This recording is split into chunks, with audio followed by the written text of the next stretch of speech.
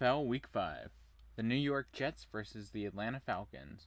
The Jets take on the Falcons in London in an early game, with both teams looking to get their second win of the season. The Falcons are down their top two receivers and will look to use Davis, Patterson, and Pitts more. The Jets look to use Zach Wilson and their receivers to exploit the Falcons' defense that has been torn apart in previous weeks. Take the Jets +3 and the under of 45. The Denver Broncos versus the Pittsburgh Steelers. The Steelers look to get back on track after 3 straight losses. Big Ben is playing injured, and the offensive line has not pulled together like Pittsburgh hoped it would. The Broncos have not named a starting QB as of Saturday night, and just got a reality check last week versus the Ravens. Take the Broncos -1.5 and under 39. These teams will not score early and will not score often. The Detroit Lions versus the Minnesota Vikings. Poor Lions fans, it was almost your year. 0-4 of some crazy endings and still looking for the first win. On the Minnesota side, the Vikings just lost to the Browns in a game where they only scored once. The teams will look to get back on track as Dalvin Cook looks to continue to improve his health. Vikings -10 is a big number, but take that line and the over on 49.5. These defenses need to improve. The Green Bay Packers versus the Cincinnati Bengals. The Bengals are coming off a long week, having played on Thursday night last week, and have had extra time to get ready for this matchup with the Packers. Their offense looks healthier, but Mixon still isn't 100%. Expect lots of throwing, especially against the Packers defense that just lost their star cornerback. The Packers are the Packers again. They're scoring a lot of points and doing it from everywhere. MVS is injured, but that's only allowed Randall Cobb to step back into the fold as a Rodgers trusted target, and he's impressed. Take the Packers -3 and over 50.5. The Miami Dolphins versus the Tampa Bay Buccaneers. Another tough season for Dolphins fans, this time losing their QB. While Jacoby Brissett is playing conservatively and not specifically losing them any games, this offense hasn't been able to provide for its defense.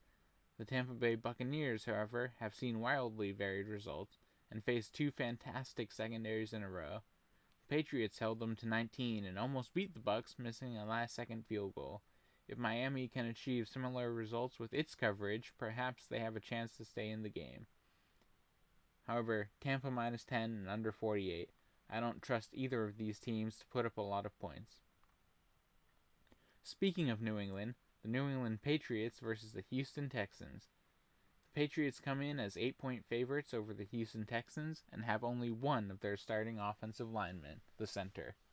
The game plan last week allowed Mac Jones to make decisions and recognize coverages, which made life much easier for him than in previous weeks.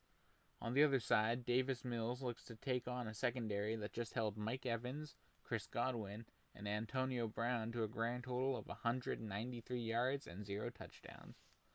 Take New England -8 and under 39 points. The New Orleans Saints versus the Washington Football Team. The Saints have had a wild season, beating the Packers 38-3, losing hard to the Panthers 26-7, beating New England 28-13, and finally losing to the Giants in overtime 27-21. They're nothing but inconsistent. On the other hand, the Washington Football Team has consistently underperformed, allowing an astonishingly high third down conversion rate while giving up over 30 points a game. Things will improve for the football team. Take the Washington Football Team +2.5 and over 43.5 points. The Philadelphia Eagles versus the Carolina Panthers.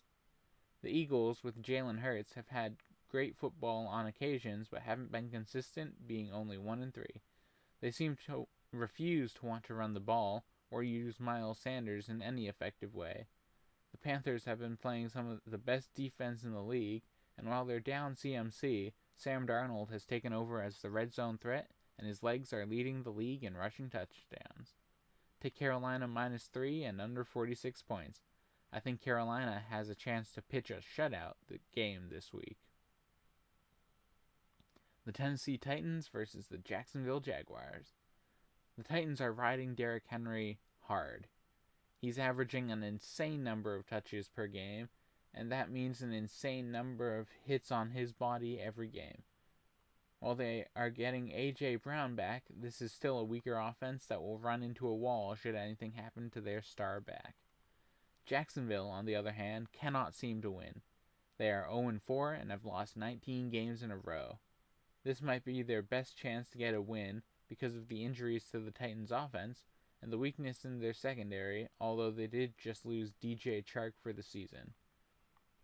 Take Tennessee minus 4.5 and over 48.5 points. I'll believe in the Jags when they've shown me a win in this season. The Chicago Bears versus the Las Vegas Raiders. The Raiders struggled on Monday night, a game in which people found out that there can be thunder delays in a dome. The Raiders' offense has all the looks of being a star team, but the defensive struggles have reared their head and have cost the team leads and games. The Bears are rolling with Justin Fields. Fields showed great improvement from his first game, having a great connection with Mooney for the long bong passes, 5 connections for 125 yards, and giving himself time to throw. The defense has played well and looks to continue that moving forward. Take the Bears plus 5.5 and over 45. I have a feeling this might be a coming out party for Justin Fields. The Cleveland Browns versus the Los Angeles Chargers. The Chargers won their Monday night game, so did the Browns. Both teams looked to take away the strength of their opponents and could do so again this week. I believe in both offenses to get the game to the next level, and I think either team has a good shot of winning. Take the Browns plus 2.5 and over 47.5. The New York Giants versus the Dallas Cowboys. An NFC East matchup in which Dak Prescott has won 7 straight games. These teams have great quarterbacks, receivers, and running backs. They also have some standout corners and a strong front seven. Both teams could make major plays, but I believe in Dak's arm accuracy versus Daniel Jones's. Cowboys minus 7 over 52.5. The San Francisco 49ers versus the Arizona Cardinals. The 49ers have been using everyone for running backs and now have Trey Lance starting at quarterback thanks to a Jimmy G injury. These team also just lost George Kittle to the IR and have other issues. The Cardinals have been firing on all cylinders and look to keep that streak going. Cardinals minus 5.5 easily and over 48.5 points. The Buffalo Bills versus the Kansas City Chiefs.